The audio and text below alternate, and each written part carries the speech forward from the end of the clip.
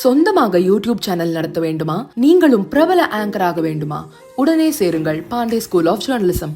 Contact 7338824242.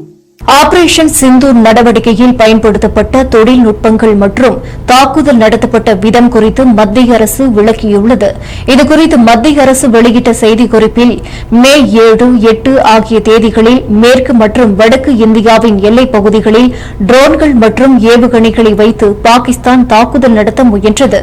அவற்றை இந்தியாவின் ஒருங்கிணைந்த பாதுகாப்பு அமைப்புகள் இடைமறித்து அழித்தன. மே 8ஆம் தேதி இந்தியா நடத்திய தாக்குதலில் லாகூரில் இருந்த பாகிஸ்தானின் வான் பாதுகாப்பு அமைப்பு தகர்க்கப்பட்டது.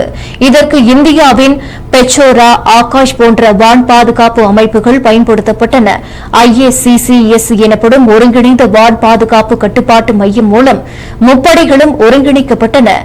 லாய்டரிங் மியூனிசன்ஸ் எனப்படும் ட்ரோன்களை பயன்படுத்தி நடத்தப்படும் தாக்குதல்கள் மூலம் பாகிஸ்தானின் ட்ரோன் மற்றும் ஏவுகணை தாக்குதல்கள் இடைமறித்து அழிக்கப்பட்டன.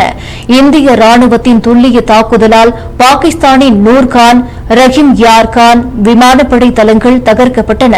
முக்கியமாக ஆபரேஷன் சிந்து நடவடிக்கையில் இந்திய பாதுகாப்பு அமைப்புகளுக்கு எந்த பாதிப்பும் ஏற்படவில்லை.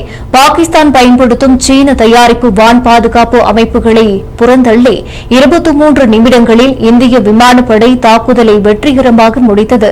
இந்த தாக்குதல்கள் அனைத்தும் எல்லை கட்டுப்பாட்டு கோட்டையோ சர்வதேச எல்லையையோ தாண்டாமல் நடத்தப்பட்டன. ஆபரேஷன் சிந்து நடவடிக்கைக்கு இஸ்ரோ பெரும் பங்காற்றியது. சுமார் 10 செயற்கைக்கோள்களை பயன்படுத்தி சுமார் 7000 கிலோமீட்டர் கடல் எல்லைகள் கண்காணிக்கப்பட்டன. செயற்கைக்கோள் மற்றும் ட்ரோன் தொழில்நுட்பம் இல்லாவிட்டால் இந்தியா இதை வெற்றிகரமாக செய்திருக்க முடியாது என்று மத்திய அரசின் செய்திக்குறிப்பில் தெரிவிக்கப்பட்டுள்ளது.